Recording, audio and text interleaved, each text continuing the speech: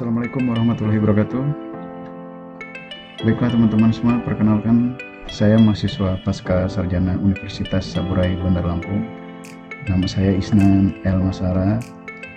NIM saya adalah 20611011108. Dalam kesempatan ini saya akan membuat sebuah video paparan terkait mata kuliah yang sedang saya ambil saat ini, yaitu teori organisasi. Nah, mata kuliah ini saat ini saya dibimbing oleh dosen saya, yaitu Ibu Dr. Trisnowati Yosia, Magister Manajemen, dan video ini adalah merupakan tugas akhir dari mata kuliah beliau. Baiklah teman-teman semua, kita saksikan atau kita simak video yang saya buat ini terkait dengan teori organisasi. Judul yang saya ambil adalah teori organisasi. Teori organisasi menurut Lubis dan Husseini. Teori organisasi adalah sekumpulan ilmu pengetahuan yang membicarakan mekanisme kerjasama dua orang atau lebih secara sistematis untuk mencapai tujuan yang telah tentukan.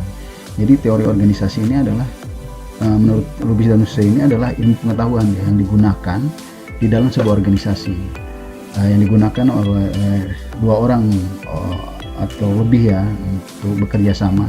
Jadi sehingga menjadi sebuah sistematis, menjadi sebuah sistem yang digunakan untuk mencapai tujuan yang ditentukan.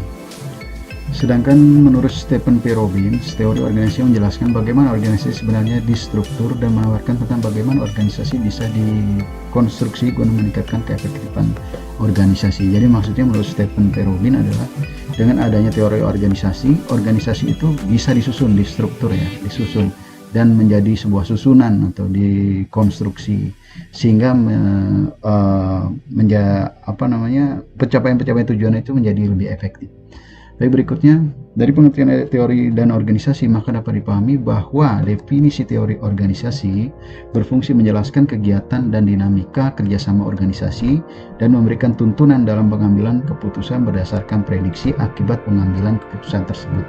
Jadi dengan adanya teori organisasi itu kegiatan dan dinamika itu bisa dijelaskan. Di dalamnya juga bisa ada tuntunan sehingga dalam pengambilan keputusan itu dengan adanya teori organisasi bisa diprediksi akibat dari pengambilan keputusan tersebut. Baik, berikutnya adalah setelah kita teori organisasi, sebenarnya apa sih organisasi itu sendiri?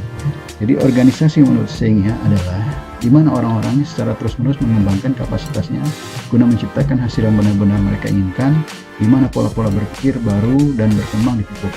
Aspirasi kelompok diberi kebebasan dan orang-orang yang secara terus-menerus belajar mempelajari atau learning to learn sesuatu secara bersama. Jadi organisasi menurut saya ini adalah di dalamnya itu isinya adalah orang-orang yang terus berkembang ya, berpikir, belajar, terus ada ide-ide baru, terus dipupuk, terus aspirasi. Jadi sehingga mungkin ada lebih efektif untuk pencapaian tujuan bersama.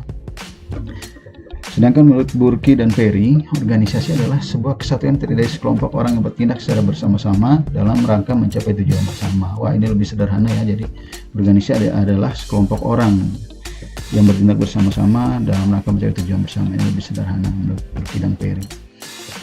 Oke, bisa diambil kesimpulan dari beberapa pendapat tentang organisasi, yaitu adalah orang-orang atau sekumpulan orang yang bekerja sama tujuan bersama. Ini lebih sederhananya seperti ini. Organisasi adalah orang-orang atau sekumpulan orang yang bekerja sama untuk tujuan bersama. Baik teman-teman semua, teori organisasi cukup sampai di sini. Next saya mungkin akan bikin video-video yang lain. Baik teman-teman semua, untuk yang saat ini sudah selesai kuliah sarjana terus ingin melanjutkan program pasca sarjana S2, ayo saya mengajak segera bergabung dengan kami di Pasca Sarjana Universitas Saburai Bandar Lampung. Ini karena kuota terbatas dan peminatnya banyak ya. Baik, cukup sampai di sini. Wassalamualaikum warahmatullahi wabarakatuh. Sampai jumpa lagi. Salam ramah Saburai.